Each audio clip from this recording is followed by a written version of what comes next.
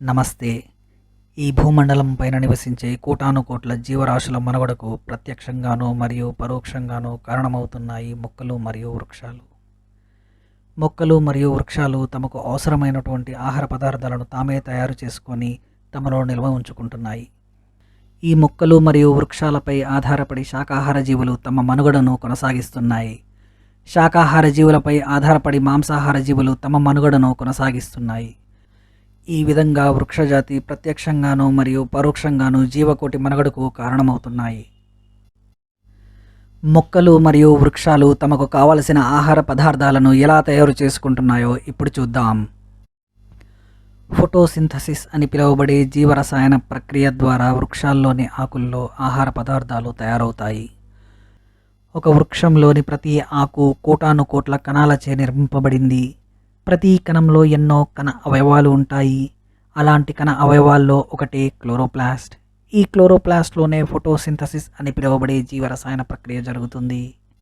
ఈ ప్రక్రియకు అవసరపడే ముడి పదార్థాలు నీరు, ఖనిజాలు, కార్బన్ డయాక్సైడ్ మరియు సూర్యకాంతి.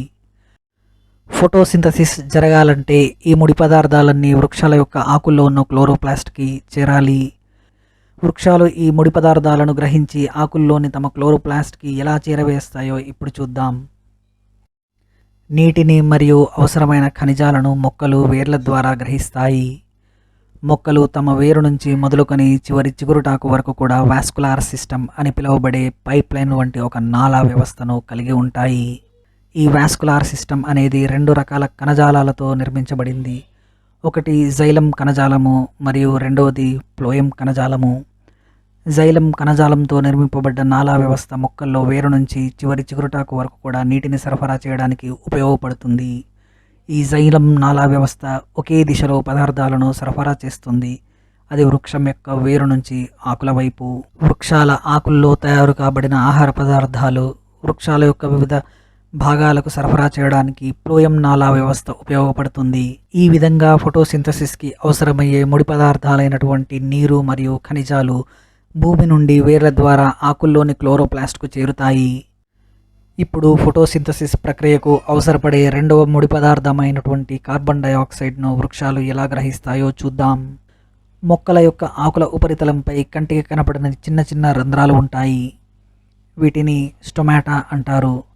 ఈ స్టొమాటా చుట్టూ రక్షణ కణాలు ఉంటాయి.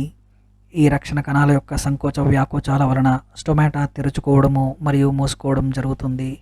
స్టొమాటా తెరుచుకొని ఉన్నప్పుడు వాతావరణంలోని కార్బన్ డయాక్సైడ్ స్టొమాటా ద్వారా ఆకుల్లోని కణాల్లోకి చేరి అక్కడి నుంచి క్లోరోప్లాస్ట్లోకి చేరుతుంది. ఆ విధంగా ఫోటోసింథసిస్కి అవసరమైనటువంటి ముడి పదార్థాలన్నీ ఆకుల్లోని క్లోరోప్లాస్ట్కి చేరాయి. క్లోరోప్లాస్ట్లలో క్లోరోఫిల్ అని పిలువబడే పిగ్మెంట్ ఉంటుంది. ఈ క్లోరోఫిల్ పిగ్మెంట్ సూర్యకాంతిలోని శక్తిని గ్రహించే తత్వం కలదు. ఫోటోసింథసిస్కు అవసరమైన ముడి పదార్థాలన్నీ క్లోరోప్లాస్ట్కి చేరినప్పుడు క్లోరోప్లాస్ట్లోని క్లోరోఫిల్ పిగ్మెంట్ సూర్యకాంతిలోని శక్తిని గ్రహించి నీరు, ఖనిజాలు మరియు కార్బన్ డయాక్సైడ్లతో జీవరసాయన చర్యను జరిపి వాటి నుండి కార్బోహైడ్రేట్స్ మరియు ఆక్సిజన్ను ఉత్పత్తి చేస్తాయి. వృక్షాల ఆకుల్లో తయారు కాబడినటువంటి కార్బోహైడ్రేట్సే ఆహార పదార్థాలు. ఈ ఆహార పదార్థాలను ఫ్లోయం నాళా వ్యవస్థ ఆకుల్లో నుంచి వృక్షం యొక్క వివిధ భాగాలకు సరఫరా చేస్తుంది.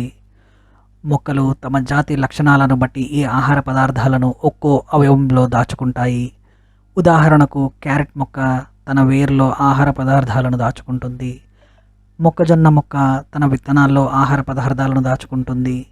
పాలకూర మొక్క తన ఆకుల్లో ఆహార పదార్థాలను దాచుకుంటుంది. చూశారు కదా ఫ్రెండ్స్, ఈ సృష్టిలో మన కంటికి కనబడని ఎన్నో అద్భుతాలు ఉన్నాయి. ఈ వీడియో మీకు నచ్చితే ఒక లైక్ చేసి షేర్ చేయండి. మరొక మంచి టాపిక్తో మరొక వీడియోలో కలుద్దాం. సెలవు.